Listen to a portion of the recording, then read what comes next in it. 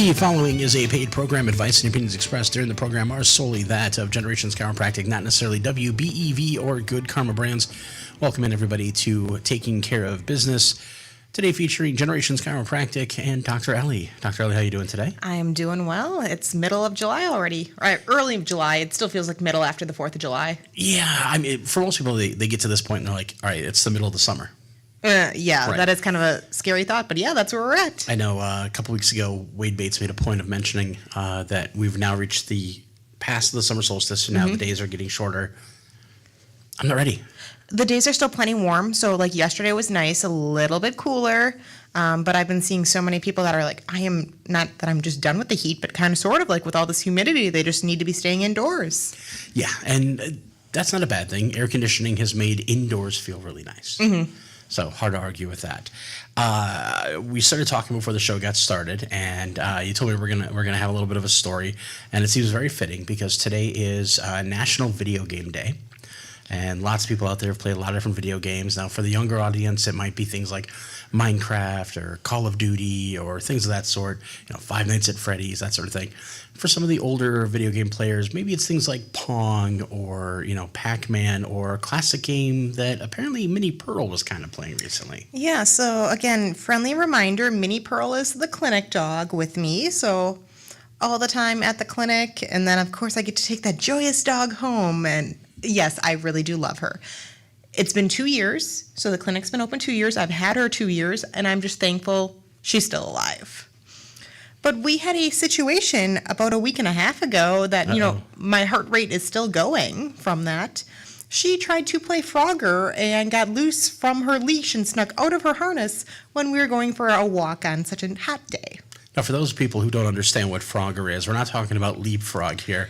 We're talking about that classic game where you try and get the frog to cross the street and then the stream and then the train tracks. And oftentimes it normally gets hit by the car, so you have to restart the level.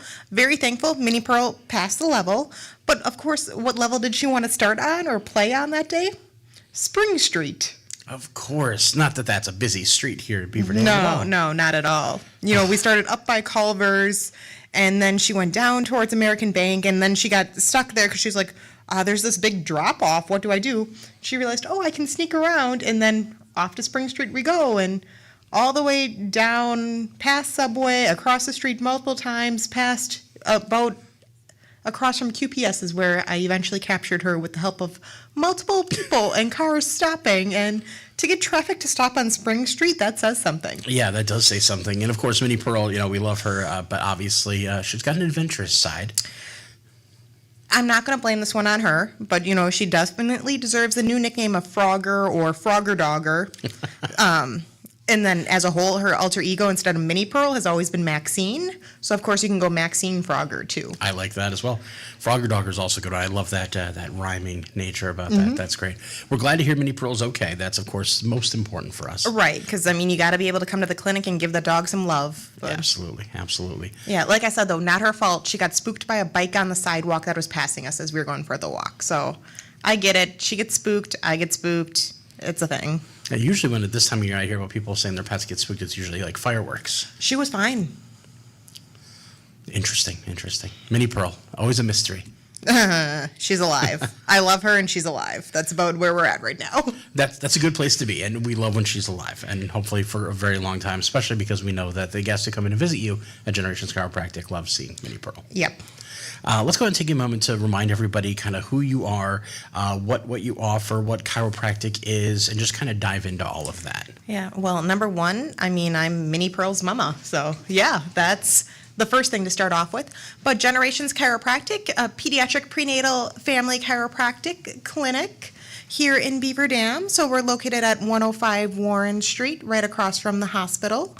And the clinic phone number would be 920-885-0641 that you'd be able to either call or text.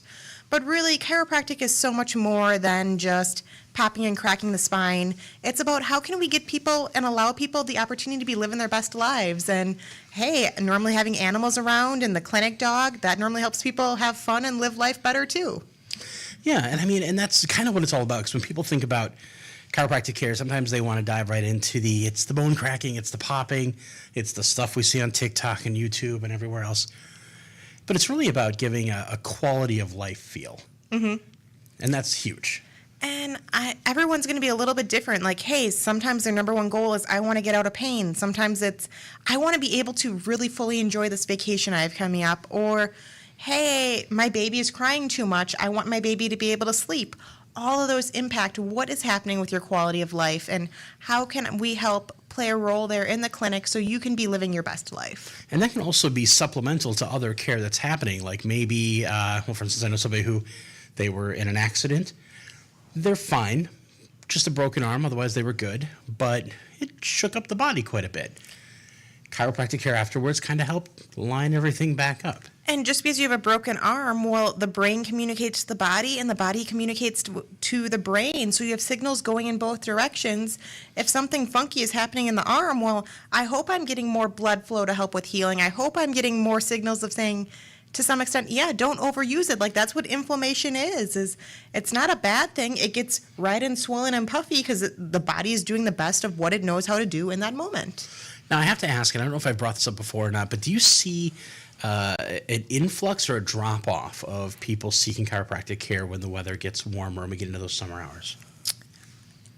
It's an interesting mix. Thankfully, and I'm never going to argue with the clinic being busy and that kind of thing, that I feel like we've been having more activity recently, and cool, like that's awesome to me. I think there's something to be said for in winter, people are like, I got home, I just want to hunker down. And yes, you get people who come in, oh, I did that bad shoveling accident or, incident of, okay, I know I twisted too much, but yeah, you sometimes get some of the people. Earlier today, I had a lady who's like, I know I did way too much yard work yesterday. So I feel like that most days I do yard work. Interesting balance of like, well, are you talking about coming in from an injury complaint of I'm coming in injury after shoveling or injury after, gardening and yard work? But that's also primarily not where the clinic focus is. Primarily, our clinic is more of a wellness-based clinic. So yes, once we get you through your incident of shoveling or yard work, so many people understand the benefits of maintaining and staying ahead of where they're at. It's a really important word you used there. You said maintaining. When sometimes people think of chiropractic, they think it's I'm going to go in once or twice so I feel good now, and then I don't have to go again because everything's fine. But you may feel fine, but it may not be as fine as you could be.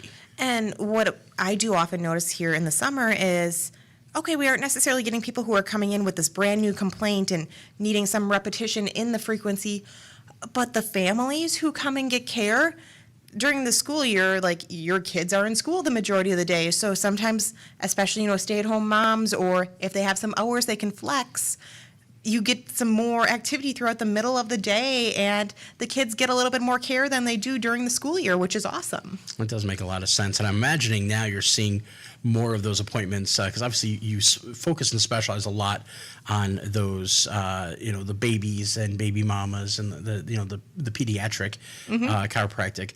But I imagine the appointments now, seeing those kids is more throughout the day, since you're not having to cater to that before or after school kind of. And I think some of the adults who still work the full day and then come into the clinic afterwards are appreciating that. Not that they dislike the kids running around, but it's like, hey, there's one or two less people that they have to wait until they get adjusted, that they're like, I'm able to get in and out even quicker. And there's never been complaints of, oh my goodness, I'm sitting here waiting forever and ever and ever. That's why I also have a combination of what I call our drop-in hours and scheduled hours. So drop-in is, hey, first come, first serve. You get done with work early, cool. Scheduled is, I got to make it to this appointment time between, this activity and this next activity, or else I'm not going to get to dinner on time. I'm not going to be able to pick up the kid from here, or I'm not going to be able to make it to my own leisure activity. All the things. And we've talked before about how you're kind of flexible with getting those things booked and scheduled. You work with people. You're even very modern in the way you allow people to kind of reach out and talk to you about scheduling. It's not a stringent necessarily you have to go online, you have to book it. Everything's on the hour, everything's on the half hour. They can call, they can text and reach out to you in those methods. And even sometimes when it comes to more of a scheduled appointment, I like to think it's kind of on the ish hour or the ish time of, yeah, we'll schedule you at 11. Okay, 11-ish. Okay, it's 10:30, 10:30-ish. okay, well, 10:15, 10:10, somewhere in, Right. life happens. So want to be accommodating to that. And also it's a thing of, hey, I just want respect in my time too. And I think that's what anyone wants, is to feel respected and also give respect and receive respect too in life. I do remember back in the day, I went to school for photography as a little bit of background, and I worked in a photo studio, and I would tell everybody 9 times out of 10, my photo shoots involve babies or small children. We run on baby time. We run on children time. So you may have scheduled your appointment online for 10 o'clock. Baby's being a little difficult. Baby needs a little extra time getting the kids to settle down and really do what needs to be done. Sometimes that's more than a segmented time will allow. Well, yesterday, for example, I had a mom who was going to bring in a newborn, probably about 5 or 6 weeks at this point. And, someone else had texted the clinic saying, hey, any chance you still have some openings this morning? It's like, I can get ready and, head on over there. And I'm like, don't need to rush, because I have this newborn coming in, and I don't know how long this newborn is going to last. Right. And I want to be able to schedule time, because like the previous time this little one was in, working through some reflux and spit up and that kind of thing. And no, we needed to take a moment in the middle to feed baby, or else baby wouldn't settle down enough to even continue assimilating the rest of the adjustment. Let's use that as a segue because, again, and I've said this before, I'll say it again. When people think of chiropractic care, the first thing that always comes to mind is this is only good for if I have stiffness or I have an adjustment that's needed or, something along those lines. But chiropractic can actually have an effect on other things, and there's other stuff that you've seen in office that chiropractic can kind of help treat. Well, first off, I want to watch that last word you said, which was treat. That is something that, okay, if my malpractice heard that, they would be absolutely Gotcha. furious saying That's why that I I said treat it, that. not Yeah, you. so Yeah. that's why I'm like, want to clarify that right away. The biggest thing with what we're doing with chiropractic is we're helping the nervous system do what it's supposed to do. So your nervous system is your brain and your central spinal column in particular. So that is your vertebrae area, not actually the bones, but Right. the nerves that are coming through there, your spinal column. Right. And we're looking at, are we having good communication from the brain to the body and from the body to the brain? And technically, the fun definition of chiropractic that we learned in school is chiropractic is a philosophy, science, and art of things natural, a system of adjusting the segments of the spine by hand only for the correction of the cause of dis-ease. And it's dis-ease, not disease. So when you even think about disease, that's where you more often are thinking, I have pain, I have inflammation, I have something going on there. Right. But if you talk about dis-ease, that's saying something isn't doing as well as it should. Right. So it doesn't mean you have to have pain anywhere in your body. It doesn't mean, okay, I can't be able to, move my head one way or another. What are some of the other things that aren't as easy as they should be? For example, like we talked about, reflux in a baby, that's not easy for the baby to be taking in the food it needs and the nutrition it needs. It's not easy for the parents to then be parenting a squawky baby and like, am I actually getting the nutrition that this baby needs? What am I doing? Am I doing this right? Am I doing this wrong? Why are we working through a witching hour and then we have constipation and gas and, well, wait, what's all going on everywhere? Yeah, and I mean, when it comes to the reflux, I'm thinking about that specifically because I've known people, one of my children for a very short stint of time, it seemed like you'd feed them, they'd be happy for a little bit, and then all of a sudden, very upset. And they'd have kind of those wet burps that you don't really like. And, it was like, oh, and then they, no matter what you did, you couldn't seem to soothe them or calm them down. And people tell you, oh, it's just, the baby's got a little bit of reflux, it's fine. And they just tell you to kind of deal with it. But you don't want to see the baby suffer. You want to be able to help them and do something. But I don't necessarily want to be like, all right, what gas drops do I have? What other things do I have? Because I'm the kind of person where I don't like to take meds for anything else I have to. I also don't like pushing meds on people, especially if they don't have much control over it. And definitely one of my biggest things is it's important for me to help educate and provide that opportunity so people know that there are other possibilities there.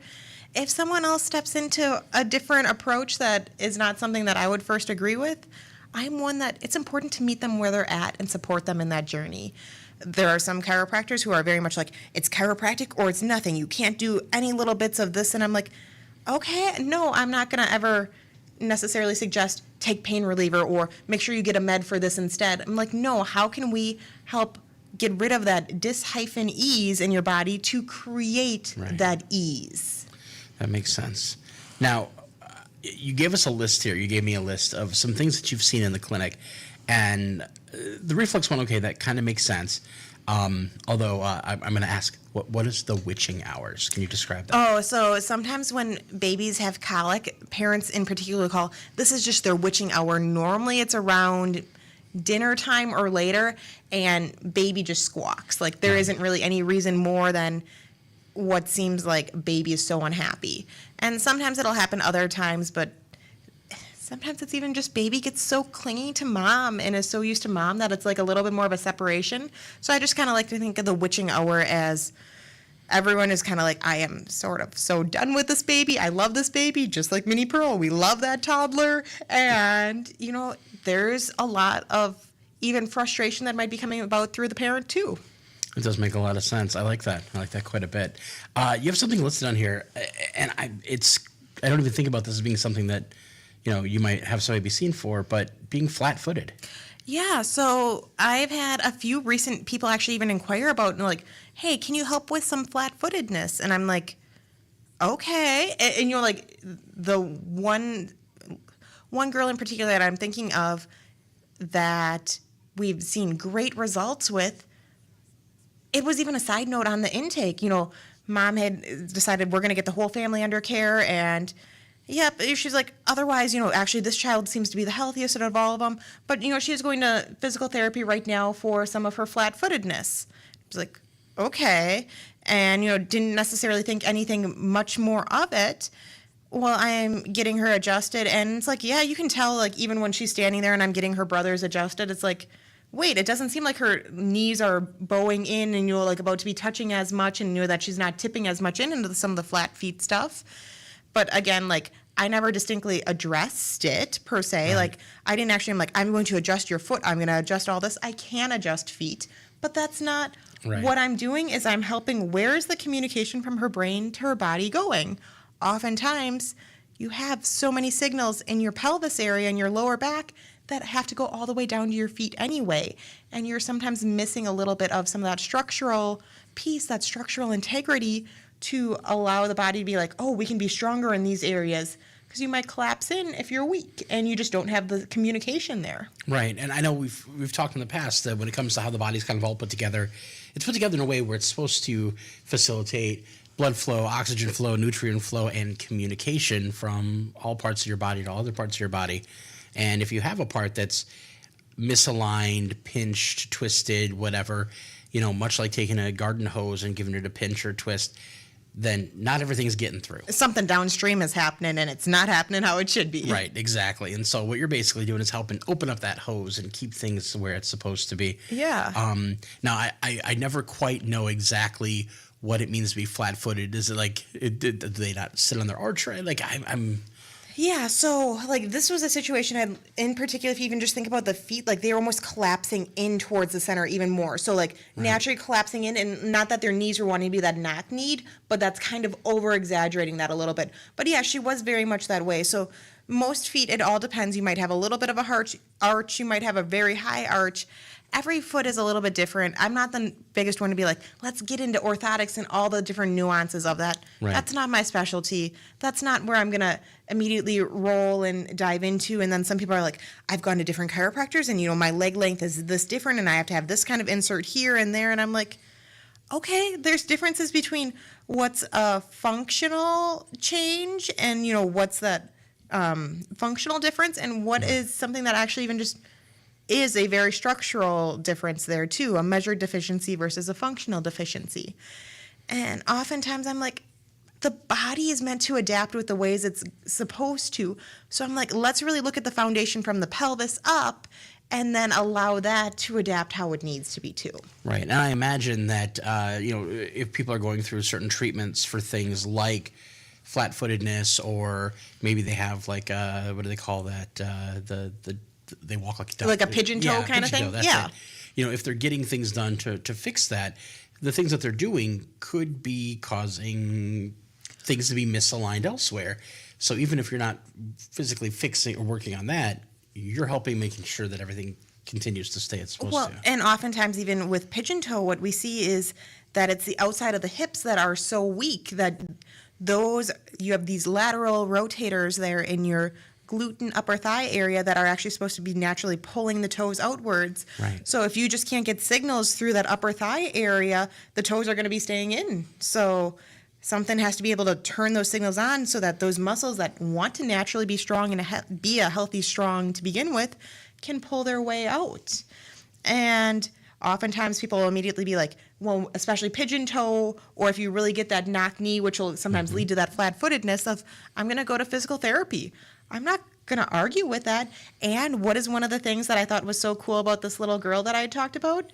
She went to physical therapy a few times, and her mom was actually an occupational therapist, so very knowledgeable about some of it, of the whole realm. And it's like, hey, she's young. I know I got to make sure we're doing well in all these developmental milestones, even though she seems like she's doing pretty well. Right. The physical therapist was the one that's like, wow, she really is making great strides, and we're noticing a lot of improvement in this. And you know how sometimes when it's a little girl, you don't always follow exercises and do exercises at home, even if mom says you're supposed to, especially when you're the third child in a family. Little boys aren't much better, I'll be honest. But, So, yeah. it's a thing of, well, what is really the biggest thing that they changed? Because they had been doing physical therapy, and biggest change they'd made at that time in their life was, let's start chiropractic as a family. There you go. Correlation? Maybe. And I'm like, either way, I'm like, let's celebrate that the body's doing better. Again, I'm not going to be dissing on the fact you're going to physical therapy, but like, let's celebrate that you're adding in another chiropractic piece, and we're getting those signals to also help communicate better to the body. Yeah, if nothing else, it's two parts to the same puzzle, which is what's going to create a healthier, more well-balanced, and more at ease individual. Absolutely. That's awesome. As we're reaching the bottom of the hour, I do want to remind everybody this is a paid program. The advice and opinions expressed on the program are solely that of Generations Chiropractic, not necessarily WBEV or Good Karma Brands. You have another one on the list here that again blows my mind, because I'm like, does this have an effect? And I see you even have a note as to kind of what affects it, but bedwetting. Yeah. Obviously, it can be something that I don't want to say is common, but it's common enough in children. And it can be frustrating for parents. It can be very frustrating for children. As children get older, if it persists, it can be something that's very embarrassing. But this is something that can be potentially helped with chiropractic care. So one of my favorite bedwetting situations is, again, mom brought in her 11-year-old boy. He was dealing with a little bit of headache, migraine stuff, and she's like, again, I just know this isn't right. I don't know what's going on. I don't know what or why. But yeah, like let's see if some care will make a difference. It's like, cool, absolutely. Entire intake, never once did she check the bedwetting box. Never once did it come up. And I'm like, ooh, that's also me. I need to learn. That was early in practice. I'm like, gotta remember to ask better questions, because I'm like, I should have picked that up and noted that, but never came up in the intake. So it is what it is. Couple of visits in, it's just checking in how everything is going. What are you, mom, what are you noticing? Because like, yes, I'm getting feedback from the son that things are a little bit better with headaches.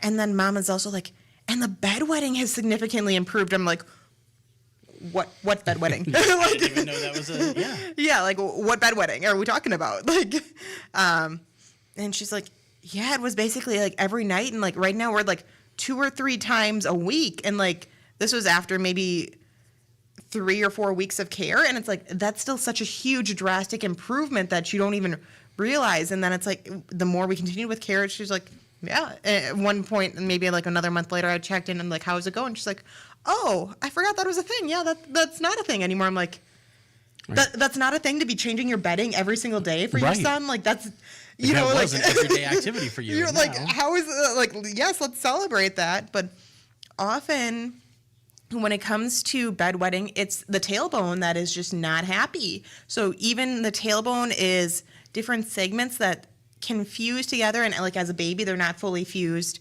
and then as adults they end up pretty much fusing. And yeah, still when you give birth there's again a little bit of like laxity and potential still for movement through there, but primarily what's often the S2 level, so one of those levels of the tailbone, it is just like this little extra buckle that just needs some attention. Did I specifically go like, oh, bedwetting, here's the S2 button, I'm going to press that? No, I didn't even know that we were working through that. It's, hey, I'm going to get his communication better and his system better. Yeah, sometimes this S2 area will show up whether you have bedwetting or not. Doesn't matter whether I knew those were his symptoms. I'm not treating the symptoms. I am helping his nervous system communicate better so he can Right. function better. There you go. That's that dis-ease that we're talking about. You're working on that. And I guess that makes a lot of sense because, again, we're talking about that communication signal. If your bladder and your brain are not communicating where it's like, we're asleep, don't go to the bathroom right now, accidents can happen, quite literally. This one, I'm very curious about. I know this came up with one of my kids where we were worried at first because there seemed to be like balance issues. And then they said, oh, they just probably have some fluid in the ears. And we're like, Well, what does that mean? and of course my wife panics. She's like, am I not washing their head right? Like, is water getting in? And we're like, no. They put her at ease. And it's like, okay, but what does it mean for the kid? But fluid in the ears. Let's talk about that. Yeah, so very common. Kids, especially like age 0 to 3, I'm going to say is where we often see the most situation of you have a lot of extra and excess fluid in the ears because the eustachian tubes, or those tubes that come basically from your ear down to the inside of all the fun skull stuff, all that, all of those pieces, they're at a different angle than how they are in adults. So they're much more horizontal, so it's harder for them to drain the way they should. So as you become an adult, they, angle down and it's like, oh, it's easier to go down, a straight slide versus, I'm going to go across that extremely horizontal slip and slide. Like, that's not a thing. We got to tie in some fun summer stuff here. Slip and slide versus, an actual slide. You understand the difference. Do people actually still use slip and slides nowadays? I feel like that's... I had heard a story about a family that was like, oh, yeah, we're excited about this. Like, we create this giant slip and slide for the 4th of July. And I'm like, so I'll see you next week, right? Right.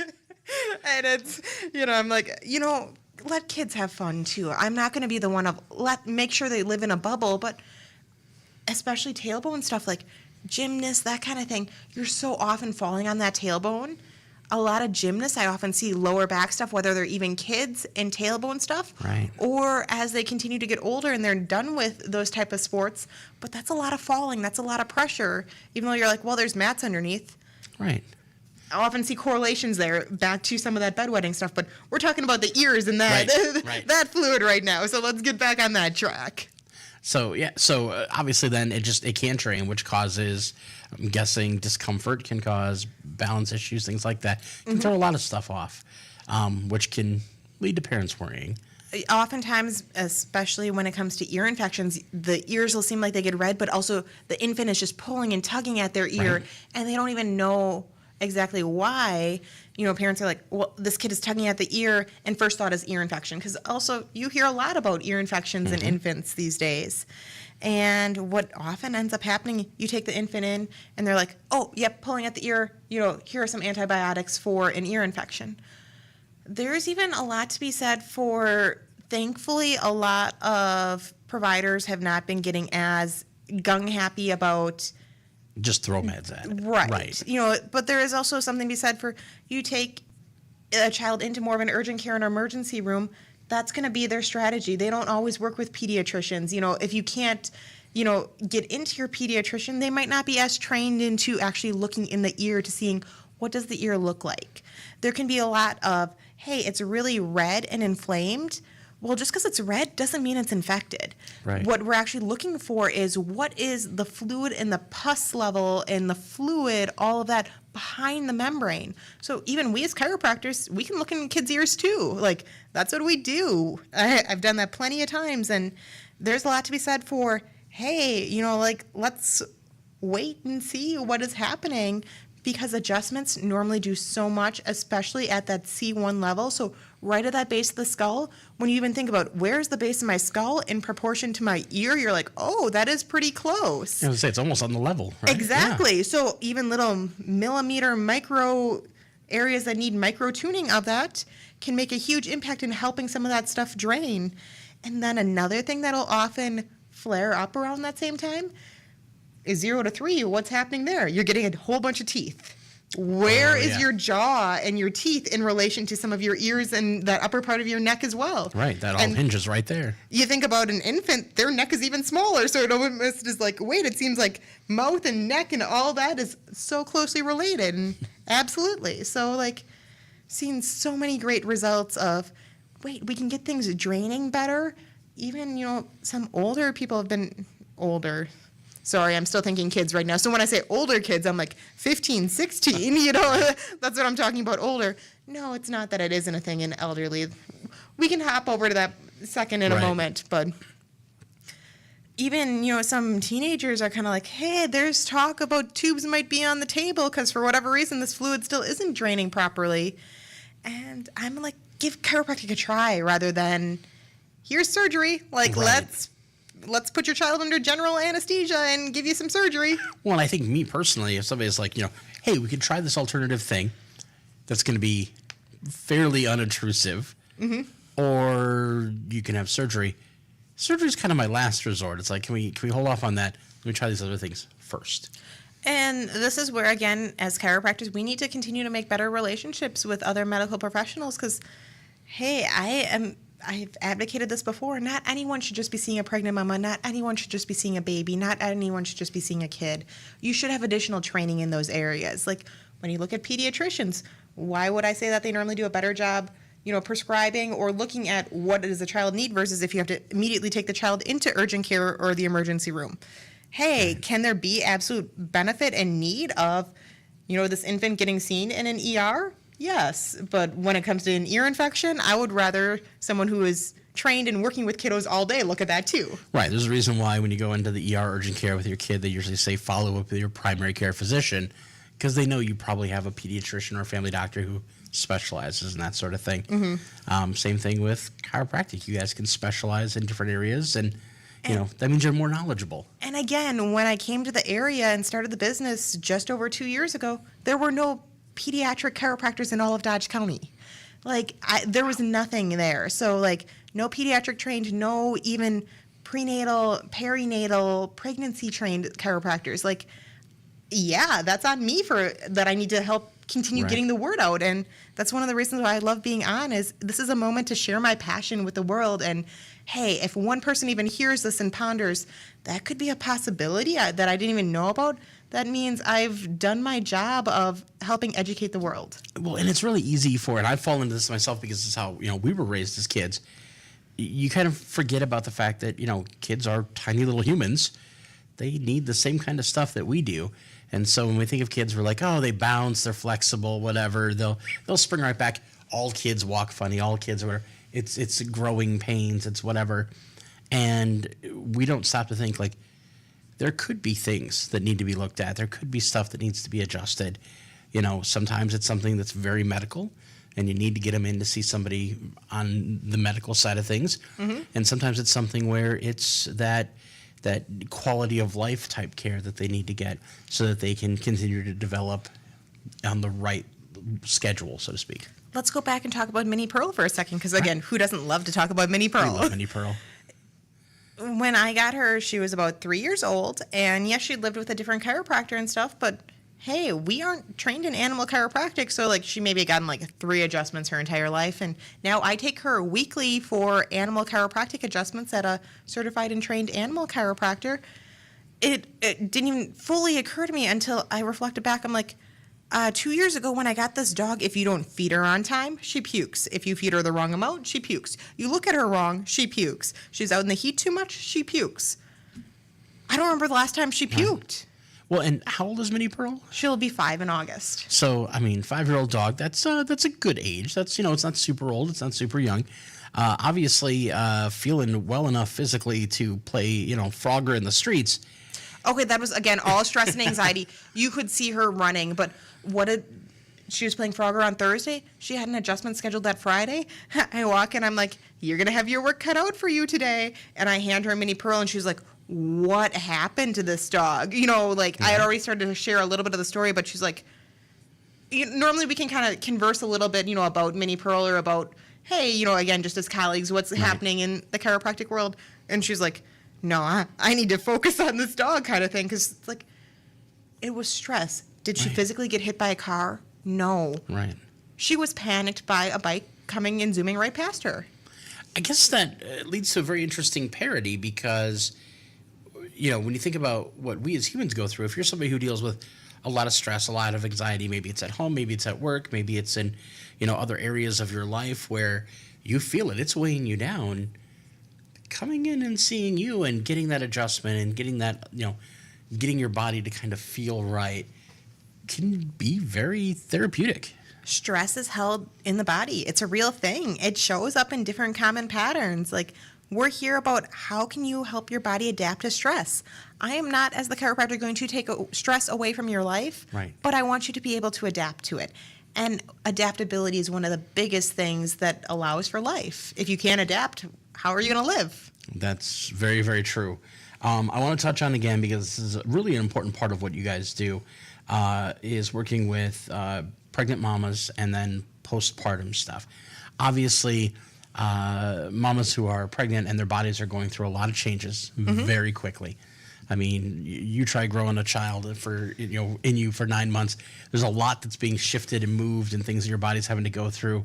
A lot of changes, and then suddenly you're done, and your body's got to change back. Now you're like, what now? Right, and there's a lot going on there, and that's one of the areas that you guys focus on. And we say you guys, I mean, you were there at the office, and kind of talk about the importance of that and what you've seen and the benefits. Number one thing is prenatal care is super important, and postpartum care is probably just as much important, if not even more important, than the prenatal care. But that's often where people start to fall off the bandwagon. Right, because they're always focused on baby at that point. Right. And again, body is going through so many changes of, hey, we just grew this human. Now we're trying to figure out, what is life like? How am I figuring out how to feed this baby? Can I get sleep? What is sleep? Am I doing this right? Am I doing that right? So, again, you often already as mom are now putting yourself second, or if you have multiple kids, third, fourth, fifth, etc. Right. And what I love is when moms are like, nope, I'm still going to make dedicated time. I'm still going to get the postpartum care. I'm still going to get the healing needed. Because so much is often happening with that pelvic floor.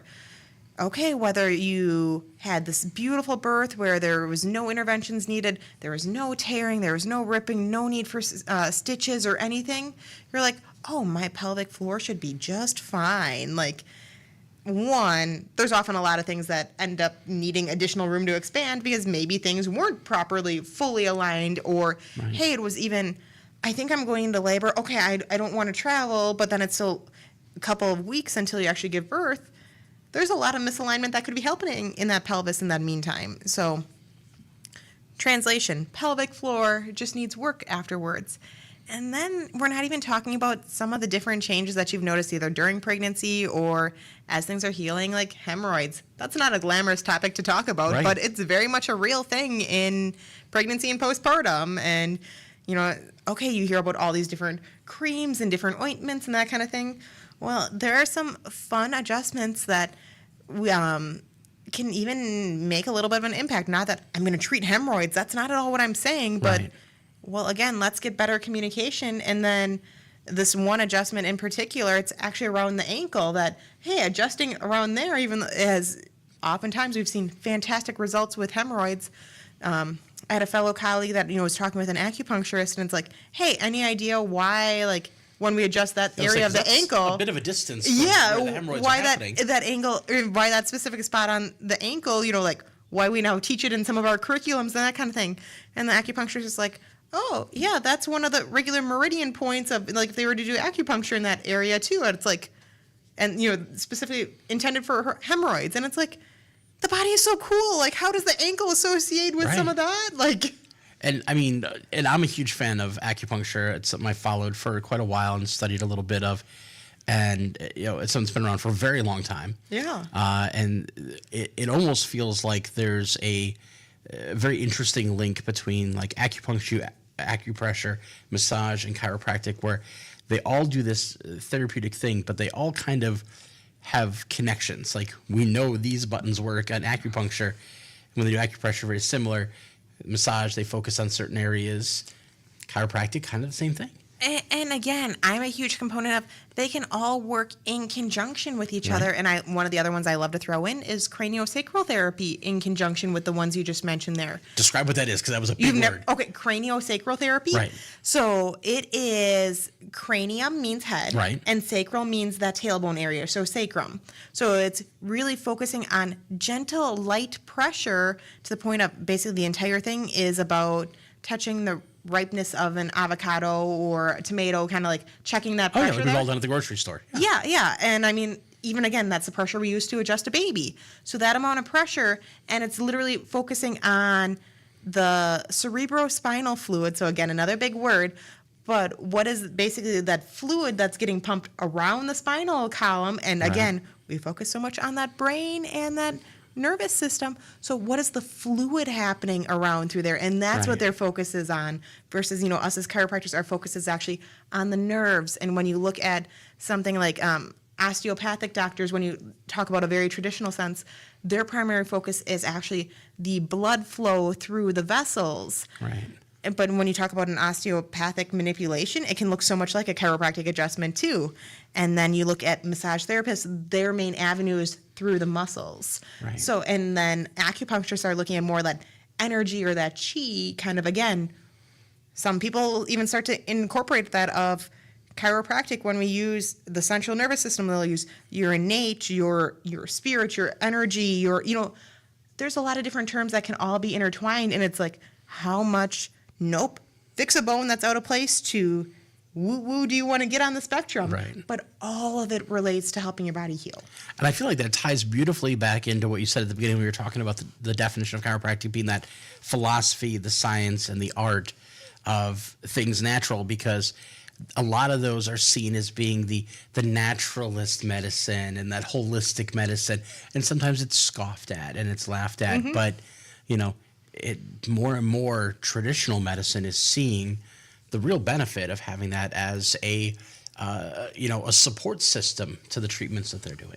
When you look at a lot of medicine, often it starts with here's the research and then we're seeing the effects. Chiropractic was founded on the exact opposite thing of, hey, the founder, D.D. Palmer, did a thing, and now we're like, ooh, we should go back and see why this thing actually works. Right. So we're now just starting some more of the research pieces versus something that's like you got to have the backed up science portion of it to we have this philosophy that the body is supposed to heal itself, and then the art component is how do I actually deliver that adjustment? And again, so many different styles of techniques, different ways, even from chiropractors can do, hey, I'm going to pop crack, really loud with that bone, Right. to fingertip pressure. And you can even use fingertip pressure on an adult. It doesn't have to be a baby. Right. And then that science is, studies are now fully showing the adjustment of a spinal segment impacts the prefrontal cortex of the brain. And I know, we talk about the different styles and things. I have been to chiropractic offices before where it feels like every other doctor office. It's very sterile. It's very, very plain, very clinical. And then I've been to places where it's like walking into a family member's living room. It's much more comforting and relaxing, and already puts your mind a little more at ease, and everything in between. And that's my desire with Generations Chiropractic is I want to make it a family community feel. I mean, you have a clinic dog for, Right. To start off with. Like, I want it to be that welcoming environment. I'm even excited. I am getting some furniture updates, so it'll be even more of a cozier environment rather than, okay, what could be kind of blah chairs. And always want to keep improving the environment to even make it cozier and homier and all of that fun stuff too. That is really awesome. Well, we're almost out of time. I see one more thing we want to talk about here. Lower back pain and leg weakness. That I find is kind of an interesting one because I know plenty of people who, in the working world, and even people who aren't, where they talk about back pain. Mm-hmm. Maybe they're on their feet all day working and they come home and the back is what's causing problems. Or even if they're not on their feet all day, they sit in a chair all day. But then at the end of the day, they're like, man, I haven't done anything today, but my legs are weak. I can't move around. I don't want to go for a walk because everything hurts. This is another thing where chiropractic can kind of have an impact. Yeah, and this is in my opinion, very straightforward, I guess. Right. I've had some people cases come in and they're like, yep, I'm, anytime I walk my foot, instead of being nice and level when you just pick it up, it just drops. So like I have to make more effort through the Right. hip because the foot just naturally is Almost dropped. like you're having to drag it as you walk. Yeah, and it's called foot drop, and often that's coming from lower back stuff. So yes, it can be weakness just in the foot. It can be weakness sometimes just in more of the thigh areas. And I know I've had a different lady who very much was like, I feel like there's this disconnect between like my hips and like then by the time I get to my knee and bottom of my leg, I feel like I have feeling there, but it just like a missing area there, which would be her thigh area. And I was like, okay, well, like let's get you adjusted. Like let's, go from there. And then 2 or 3 visits later, it comes in and she's like, so anything you're doing here, could that be impacting why my bowel movements are more regular and consistent as opposed to straining? And I'm like, well, that's absolutely not no. Like Right. the primary area we're working on right now in your pelvis does control bladder and bowel function. So I'm like, yeah, that definitely can be a thing. But again, I'm going to go treat your constipation. That's Right. not where it started at all. And just like, she's like, yeah, it's not as tingly in my leg. It's not feeling as numb in my leg. And I'm like, cool. Look at all these different areas of body that we're allowing the body to help with healing for right now. I imagine it's not common for people to necessarily walk into their chiropractor and say, hey, by the way, I can't poop, but they might come in and say, hey, I can't feel, it feels like my thigh is disconnected or Yeah. I'm feeling pain here or there, whatever, or feeling misaligned or whatever. And it's amazing how it all ties together. And there are so many times I really wonder that, again, I'm like, okay, I know I need to keep diving into more questions of intake, but I'm like, how many times have you not checked a box that you probably should check because you're either just embarrassed or you're like, no, why does my chiropractor care about my seasonal allergies or my heartburn or my indigestion or why are they asking about my menstrual cycles? Like, I'm here for headaches. I don't want anything to do with that. Again, Right. But so many times they're like, wait, now I'm noticing that there's correlations. And that's the biggest thing with chiropractic is I want to help that nervous system function better so your body can overall function and heal better and you become more aware and in tune with your own body. There you go. Dr. Ellie fighting dis-ease here in the Dodge County area. We super appreciate you coming on, as we always do, and, of course, giving us a little update on Mini Pearl. 920-885-0641 is the phone number to call if people want to book an appointment, reach out to you, find out more. They can check you out online. What's the website again? GenerationsChiropracticWI.com. And there you go. So feel free to check it out. And, of course, we look forward to having you on again soon. Yeah, I'm excited. Awesome. This has been a paid program. The advice and opinions expressed during the program are solely that of Generations Chiropractic, not necessarily WBEV or Good Karma Brands.